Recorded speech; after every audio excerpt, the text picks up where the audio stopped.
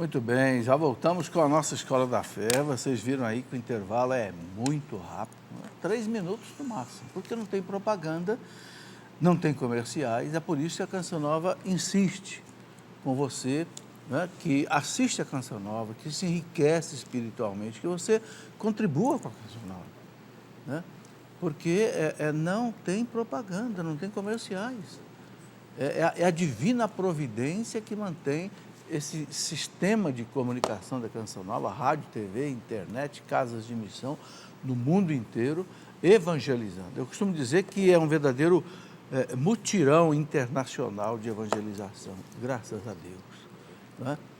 Muito bem, eu quero também lembrar aqui que eu comecei já há uns 2, 3 meses uma Escola da Fé online. Nós temos essa Escola da Fé aqui, que é quinta-feira, mas eu tenho uma Escola da Fé diária pelo meu site, o site cleofas.com.br. Eu estou agora tratando do assunto Quem é Deus, né? Foi feita uma pesquisa mundial na internet, perguntaram para as pessoas qual é a pergunta que você gostaria de ver respondida. A pergunta que ganhou em primeiro lugar, sabe qual foi? Quem é Deus? O povo acredita em Deus, mas às vezes não sabe quem é Deus. Então, nesse curso de teologia online, né, nesse curso que estou dando aí pela internet, se você quiser acompanhar, é só entrar no site Cleofas, tem uma caixinha lá, Escola da Fé Online, você clica lá, ali tem as orientações, você tem que se inscrever e você pode fazer pergunta. Toda sexta-feira eu respondo as perguntas que chegam. Por quê? Porque eu faço um outro programa aqui na Canção Nova, que é na quarta-feira, Pergunte e Responderemos, tem milhares de perguntas na fila. O que o nosso povo mais tem é dúvida. Então, toda sexta-feira, no Escola da Fé Online, eu respondo as perguntas que chegam dos nossos alunos online, ok? Então, quem tem interesse tem aí uma oportunidade de estudar a mais a doutrina.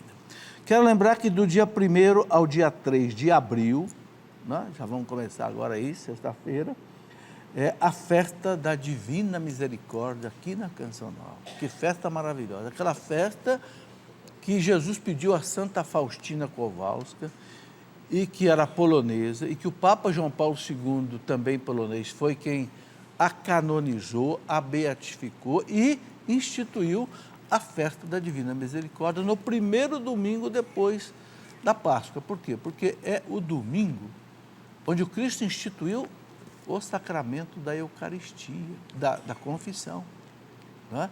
No domingo da ressurreição. Então, o Papa colocou, não podia colocar no dia da Páscoa, colocou no primeiro domingo depois da Páscoa. Então, você está convidado a ver a Canção Nova. Outra coisa que eu quero lembrar, quem quiser assistir os programas da Escola da Fé anteriores pela internet, anote aí, é só você acessar a página da Escola da Fé no Facebook, facebook.com/Escola da Fé. Você pode assistir os programas da Escola da Fé anteriores. Tem gente que pergunta porque perdeu, quer assistir e tal. Ou então, você pode entrar no youtube.com/TV Canção Nova e aí você pode assistir também os programas. Ok? Repetindo, facebook.com/Escola da Fé. Você tem aí os programas à sua disposição. A produção colocou aqui mais alguns livros que estão ligados ao assunto que nós vamos tratar. Um deles, maravilhoso, Conquista das Virtudes, do padre Francisco Fausto. É um padre com 80 e tantos anos de idade, um formador extraordinário, um padre que escreve maravilhosamente bem, né? Como conquistar as virtudes. É um assunto da moral católica. Um outro livro que está aqui, Não vos conformeis com este mundo. Esse livro, ele mostra o seguinte: as coisas que o mundo quer que a igreja aceite, mas que a igreja não pode aceitar, porque é contra a moral. Por exemplo, aborto, eutanásia, suicídio assistido, bebê de proveta, inseminação artificial, ideologia de gênero, essas coisas todas, casamento de pessoas do mesmo sexo. Então, aquilo que São Paulo diz, não vos conformeis com este mundo. A igreja não pode se adaptar ao mundo. O mundo é que tem que se adaptar ao Evangelho. Então, esse livro, como também esse daqui, Jesus, sinal de contradição, mesma coisa, é uma continuação. Jesus, sinal de... Quando Jesus foi apresentado no templo, né, o velho Simeão diz para Maria, esse menino é colocado como sinal de contradição. Por isso uma espada vai atravessar a sua alma, o seu coração.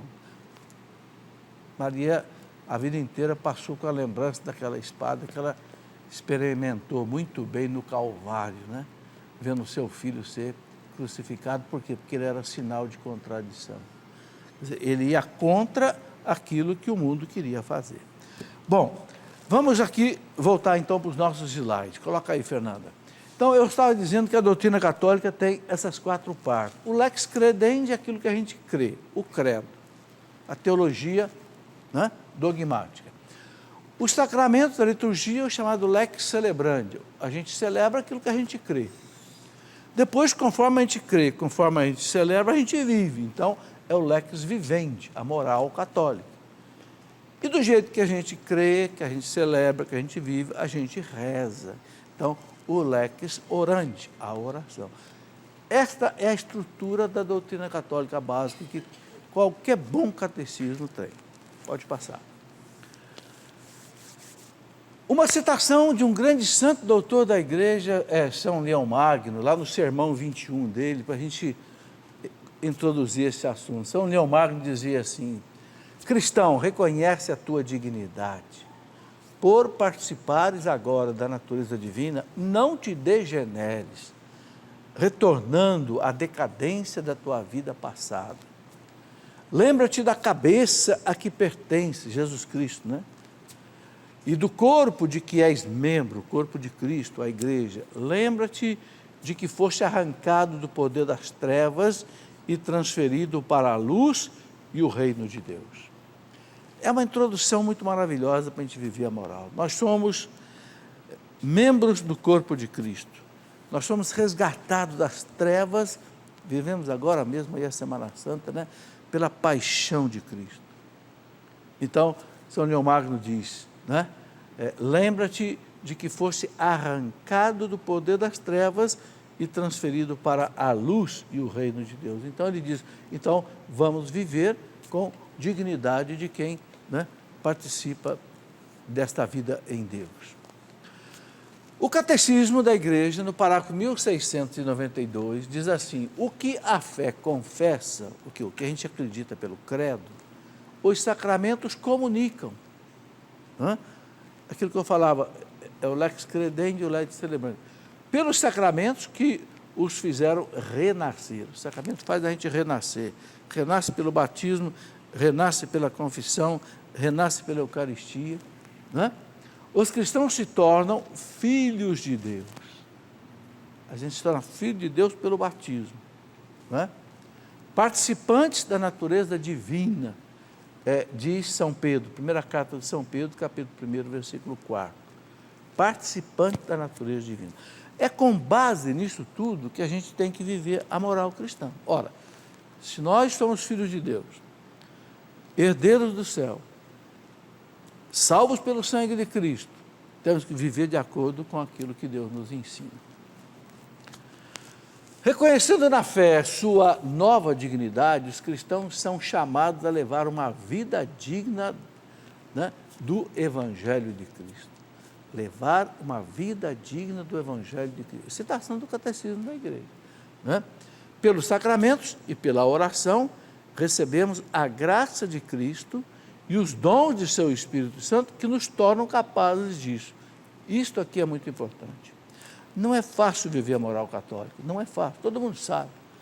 Nós somos fracos, nós somos pecadores, nós somos orgulhosos, por isso que a moral vai falar das virtudes. Não é fácil, o espírito é forte, mas a carne é fraca. Jesus disse, então, o Catecismo diz para nós o seguinte, pelos sacramentos, confissão principalmente, Eucaristia, e pela oração, participação na Santa Missa, né? A reza do terço, as devoções, como, por exemplo, as novenas, pela oração, recebemos o que? A graça de Cristo, a força, né? E os dons do Espírito Santo. Quais são esses dons do Espírito Santo? Não são os dons carismáticos, são os dons infusos. Sabedoria, ciência, inteligência, conselho, fortaleza, piedade, temor de Deus. Para quê? Para que a gente cresça na fé. Né? E aí, que nos tornam capazes disso. Disso o quê? De viver como filho de Deus. Viver como um outro Cristo na terra. Mesmo caindo, levantando, mas querendo seguir o caminho de Cristo. Pode passar. Como Jesus, somos convidados a viver sob o olhar do Pai. Olha que bonito. Viver a moral é você viver sob o olhar do Pai, né? Que vê o que está oculto, né? Mateus 6,6, para nos tornarmos perfeitos como o Pai Celeste é perfeito. Mateus 5,48. Lá no Sermão da Montanha, Jesus diz lá, Mateus 5,48, sede perfeitos como o vosso Pai Celeste é perfeito. Olha, gente, que referência Jesus põe para nós. Jesus não fala assim, sejam perfeitos como São Francisco será. Não, seja perfeito como o Pai. Ele colocou uma referência absoluta.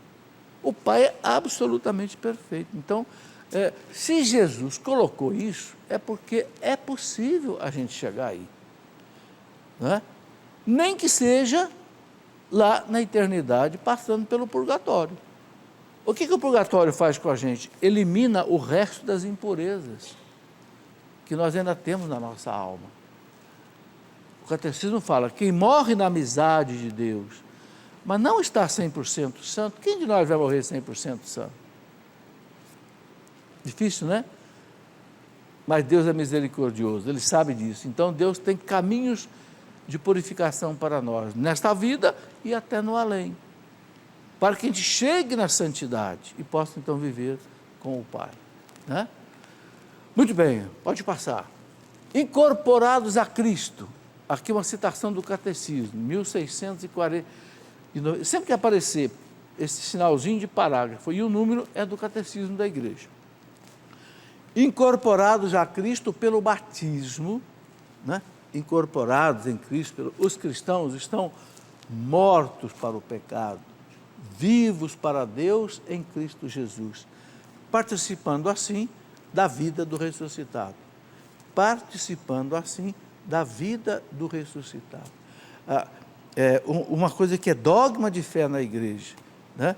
Deus habita no nosso coração sempre que a gente não está em pecado mortal. É dogma de fé. Somos templos da Santíssima Trindade. A única coisa que arranca Deus de nós é o pecado. Por isso que a moral católica bate muito na questão do pecado. Né? O Catecismo da Igreja fala, não tem realidade pior. Por que toda a quaresma, né? Toda a quaresma que nós vivemos, qual é o objetivo da quaresma? Arrancar de nós o pecado. Qual é o objetivo da penitência? Qual é o objetivo do jejum? Não é fazer a gente sofrer. O jejum não é um fim. A penitência não é um meio. A mortificação não é um fim. A mortificação não é um fim. É um meio para quê? Para que a gente elimine da nossa vida o pecado. E é uma luta constante. Nós vamos lutar com esse adversário aí que é o pecado até a morte. Mas com a graça de Deus, a gente consegue. Eu não sei se todos entendem o que é a graça de Deus. A graça de Deus é uma potencialização da natureza. Entendeu? É uma ajuda. Aquilo que a natureza não pode fazer sozinha, a graça vem e faz com que a natureza consiga. Vou dar um exemplo. Às vezes a pessoa é viciada em cigarro, não consegue largar o cigarro. Daqui a pouco ela faz uma novena, ela faz uma penitência, ela faz uma promessa, daqui a pouco ela deixa o cigarro. Né? De onde que vem essa força extraordinária? A graça de Deus.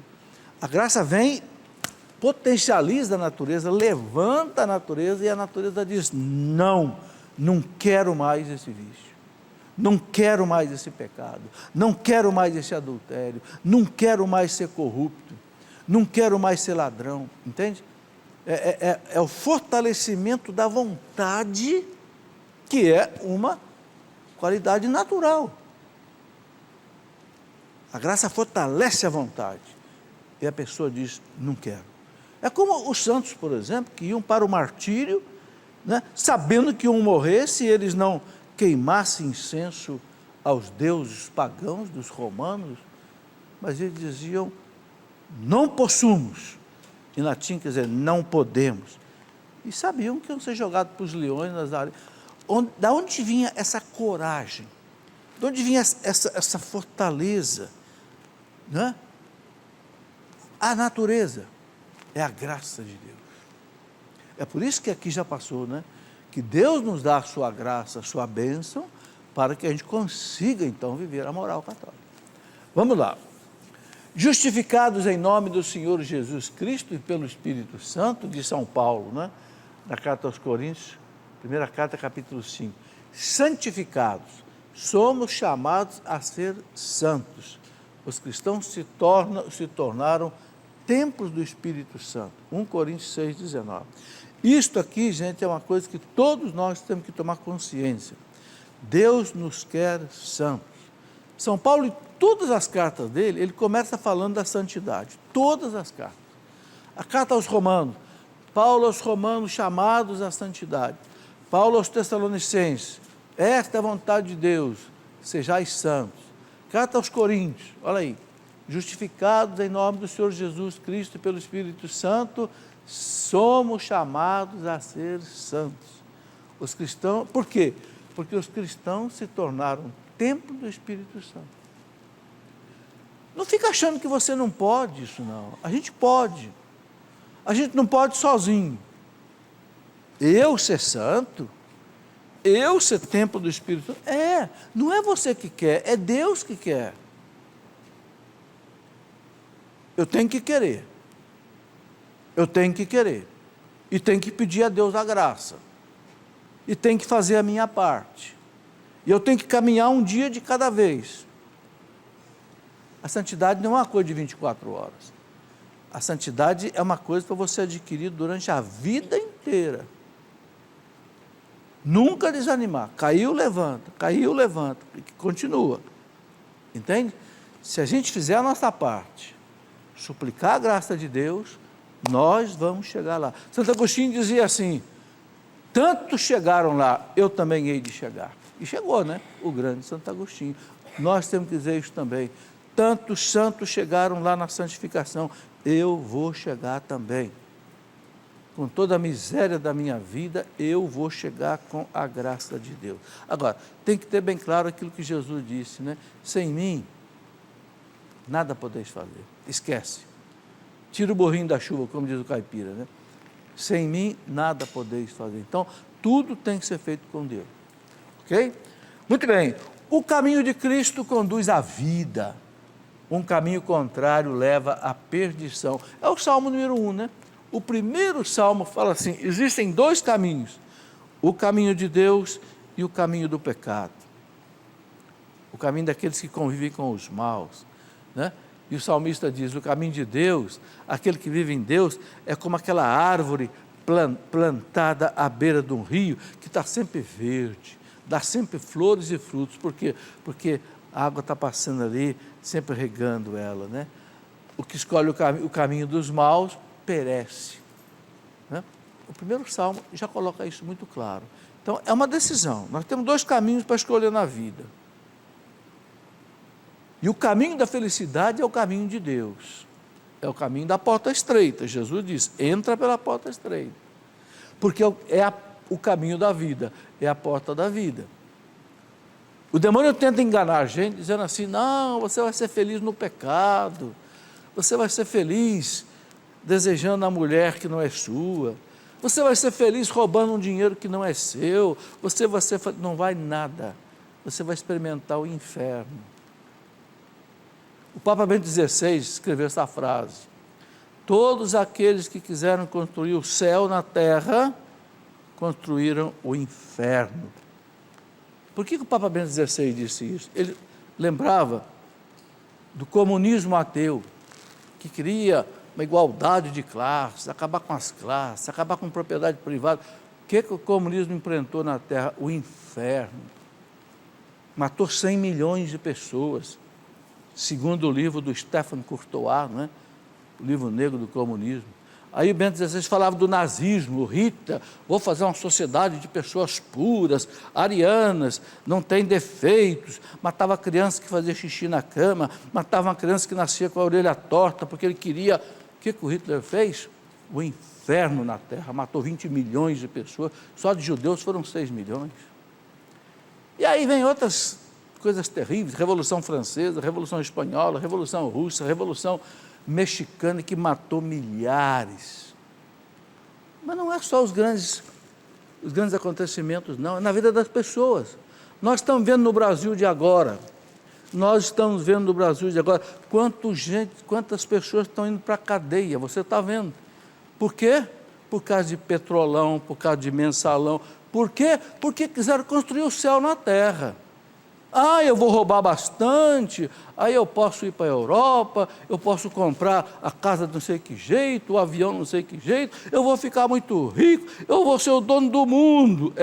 Onde é que você parou? Na cadeia, meu amigo. 20 anos de cadeia. Não é isso que nós estamos vendo? Ou seja, o cara quis construir o céu, roubando, no pecado.